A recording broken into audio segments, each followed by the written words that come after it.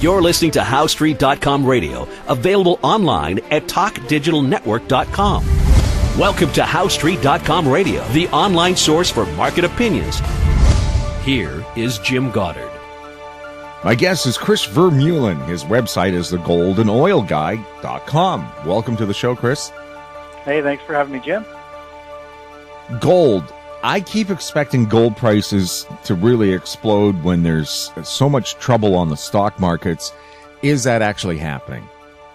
Yes, it will eventually. Gold and silver and miners have been struggling since that top they put it in 2011. And, there's been a little bit of life recently with that August sell-off in the equities market. We saw money move to the safe havens. We saw bonds jump. We saw money move into gold. We saw money move into silver and gold mining stocks. But really all it was a technical bounce, and it was just a quick shift of money moving into somewhat of a safe haven. And we started to see the markets break down there again in the past week and a half from this little bearish pattern the equities market has formed, and money shifted right back into those same spots, bonds, gold, silver. But those markets, the gold market is still clearly in a bear market. It's in a strong downtrend. Any rally gets sold into, and we're just not seeing that come to an end yet. We've yet to see any real technical strength in the market, that there's actually buyers out there accumulating and, driving prices up. And the only thing we have going on in the precious metals market right now that is bullish is if we take a look at the bullish percent index for the gold miners. And while the miners are almost testing new multi-year lows, we're actually seeing more stocks in that sector actually starting to form bullish patterns based on a point figure chart. So this is something that usually happens before that sector will reverse. So we're starting to see more and more stocks, gold stocks, firm up and create bullish patterns, but they've yet to start to break out to the upside and really move up. They're just forming bases. And I think we still need a couple more weeks to go before that happens. But overall, we're starting to see the strength, the internal strength of the gold and precious metal sector starting to slowly firm up. But, it's not something you can just go and pick a bottom in gold right now. We could still see lower prices in equities while this actually firms up, believe it or not. Yes, and as equities go down, they tend to take down the good ones. Even if you're looking at gold and it's a good gold miner, they could go down anyway. Yeah, for sure. When the tide's going down, 3 out of 4 boats go down with, or 3 out of 4 stocks go down with the stock market when it falls. And there's always hot pockets. There's always a bull market somewhere. The question is where and when will that bull market start? And I think we're going to see some fear eventually hit the equities market. We're going to see the gold miners probably struggle a little bit because we're not seeing any real strength in gold and silver yet. And gold miners are still struggling. Every time we get a pop, a big move, we can see a 5 or 6 or 7% up day in the gold miners index.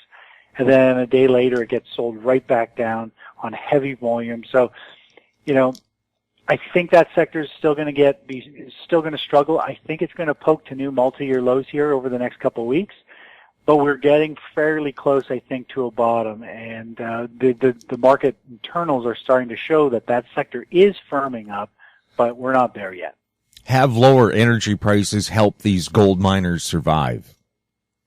Oh, it has for sure. Yeah, it's definitely made a huge difference. Of course, a lot of gold companies, everybody's been trimming costs everywhere they can, and of course, the lower energy prices is a huge help. But overall, it's a lot of these companies are actually doing fairly well. They do all right still with this price of gold, depending on the company. The problem is it's the investor sentiment, and it's just so negative, and people just keep selling and pulling prices down, even for the really good companies.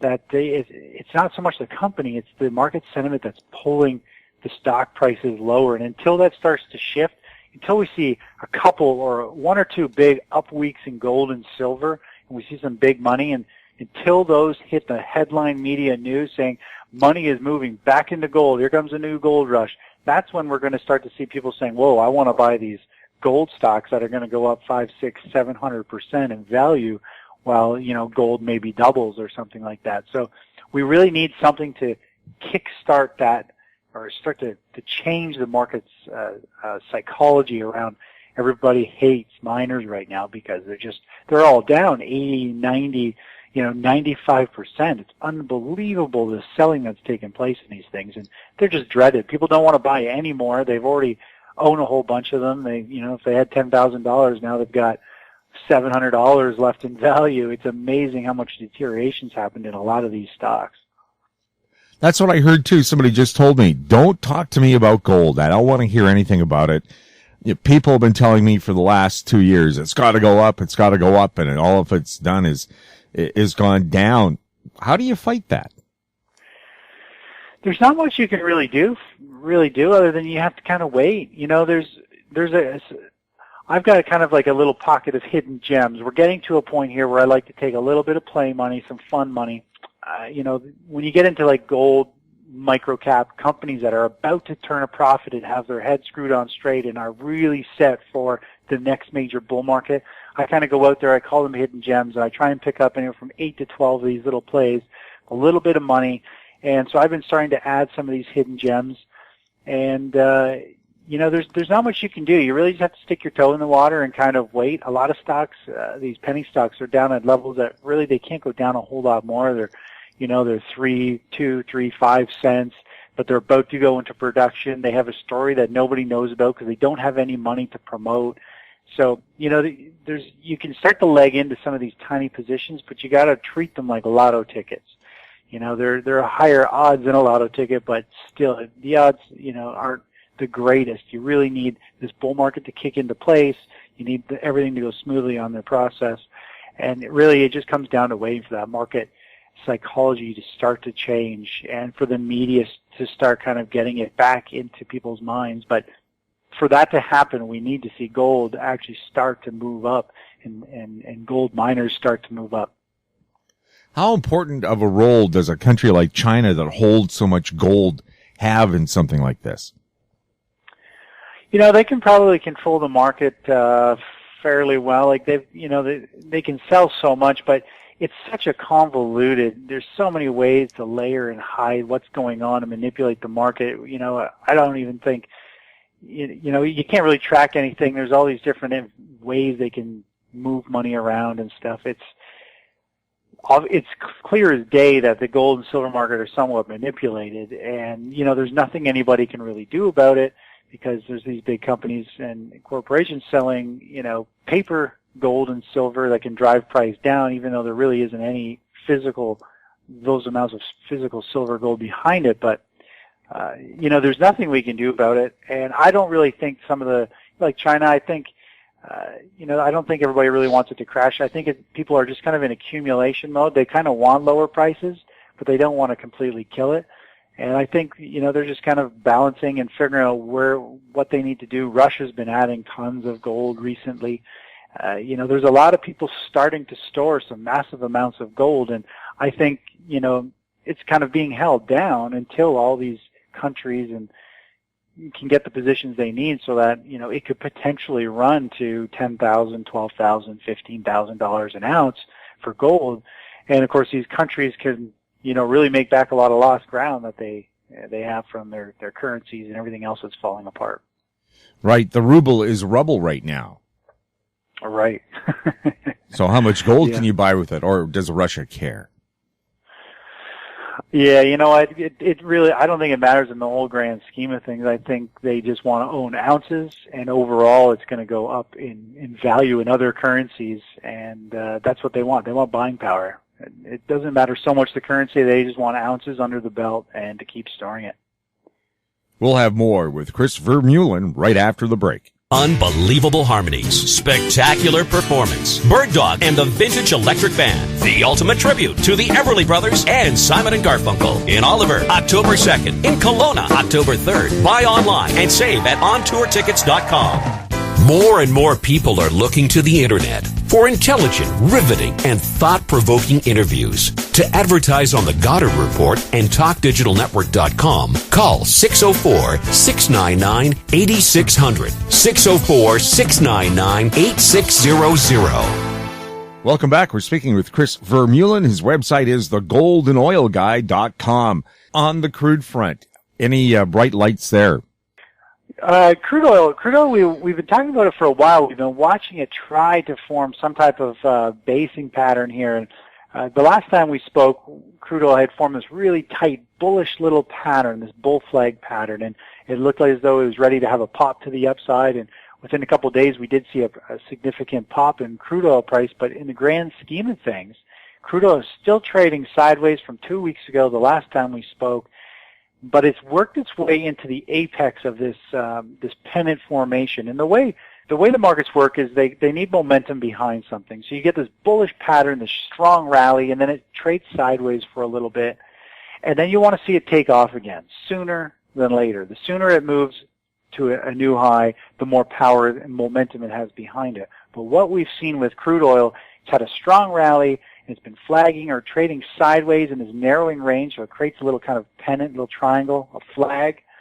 And now it's getting right into the apex where it has to break one way or the other. The thing is, it's lost its upward momentum. Now it is actually truly stalled out, and it could break in either direction. It's pretty much a coin toss when the price gets into the very apex where it's forced to go one direction or the other. And if we take a look at the kind of the energy sector, we take a look at the XLE, which is the energy sector ETF, then, you know, we've already seen that sector break down. It's testing new lows. It looks as though it's about to make a multi-year low and have a significant drop even from where it is right now. And if energy stocks are selling off, then we're probably going to see crude oil follow them. And of course, if we were to take a look at the oil index, the stocks, that index has been completely annihilated. It's going back, testing the lows we saw in August, and there's just no real strength in it yet. I think we're going to have a very strong short covering rally in the oil index, but that's not going to happen, I don't think, quite yet. I think we're going to see a washout low here in the next probably 2 or 3 days, and then we might see some type of bounce. But overall, crude oil is looking as though it's going to continue to pull back and possibly test those lows of the $38 per barrel or $40 per barrel, kind of down to that area, flush everyone who's bullish in this pattern, who's been holding and waiting for that break to the upside. The market knows better. It can see all that. It'll see all the stops sitting below that bullish pattern where all these people are saying, if it starts to fall, I want to get out. If the market makers can see that, the big players, then they're going to run the prices down, trigger those stops, and then, of course, they open their suitcase or briefcase and catch all those selling orders and accumulate after they wash out all the longs, and then they can let the price continue to move up, and they're the ones holding all the fresh long positions at a perfect price. And all the people who were bullish and got stopped out, they all jump on the bandwagon because it's finally breaking to the upside, and they fuel the price up for the big guys. It's pretty much how the market works. You can watch it on almost any time frame. The market loves to run stops, and if you know where the stops are, you usually want to be buying somewhere just below that level because the market will try to scare everyone out of the position, and then you'll see it just take off without them or you. Everybody said the Saudis can take lower oil prices. They don't care, but apparently, yes, they do. They've cashed in something like $70 billion in assets around the world. These oil prices are hammering up. Well, it's a major haircut from what they were getting all not that long ago. You know, we're getting $100 an ounce, or sorry, not an ounce, a barrel, or anywhere between more or less 87 and $112 a barrel for the last couple of years or several years, 3 or 4 years. You know, so now, you know, when this is more than a 50% haircut, it definitely, I think, is starting to, make them kind of start to wonder, do we really want to hold these prices down? Like, if they are holding it down, obviously they can keep prices down for a long time. They still make a lot of money, but why not make double, right? Well, somebody joked the sheikhs are going to have to cut down from 50 wives down to 15. Chris, thanks a lot for chatting with us. Hey, no problem. It's a pleasure to be here, Jim. My guest has been Chris Vermeulen. His website is thegoldandOilGuy.com.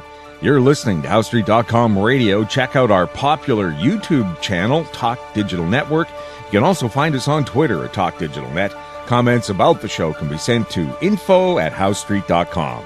I'm Jim Goddard. Comments made on HowStreet.com radio are an expression of opinion only and should not be construed in any matter whatsoever as recommendations to buy or sell any financial instrument at any time. Available online at talkdigitalnetwork.com. HowStreet.com Radio is a production of How Street Media Incorporated.